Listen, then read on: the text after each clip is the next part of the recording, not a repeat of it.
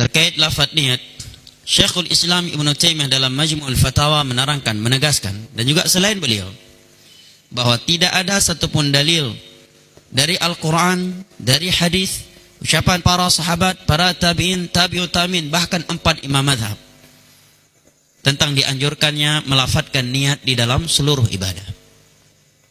Kenapa? Karena niat secara etimologi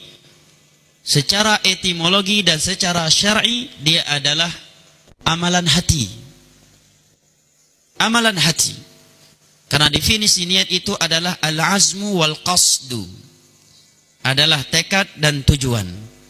Dan tempatnya adalah hati. Maka apabila dia diucapkan, maka dia sudah menjadi amalan zahir. Jasmani, bukan lagi amalan hati. Bahkan disebutkan oleh Imam Nawawi rahimahullahu ta'ala ucapan Imamul Haramain atau Imam Al-Huwaini, bahwa tatkala seorang keluar dari rumahnya menuju masjid untuk salat, itulah niat yang ada pada dirinya. Dan andai kata terjadi perbedaan antara niat di hatinya dengan niat yang dia ucapkan, maka yang menjadi patokan adalah yang di hatinya. Andai kata ada orang yang melafadzkan niat, dia salat zuhur misalkan, kemudian di hatinya ketika keluar dari rumahnya, hadir di hatinya bahwa dia keluar ke masjid untuk melakukan salat zuhur, 4 rakaat karena Allah Jalla wa'ala.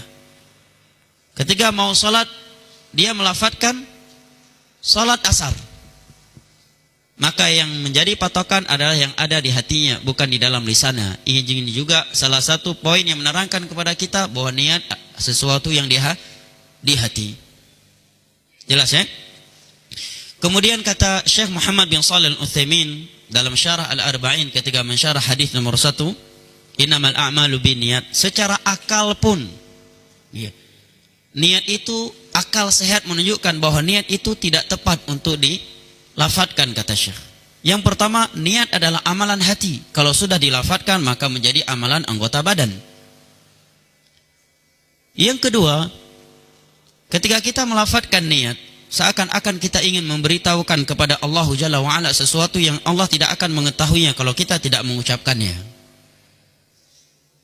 Sehingga beliau menyebutkan sebuah cerita, ada seorang yang melafadzkan niatnya ketika salat, dia sebutkan jumlah rakaat salat lillahi ta'ala, 6 dama masjidnya. Sampai-sampai ada anak kecil di sampingnya menegurnya, sekalian kamu sebutkan bulan dan tahunnya.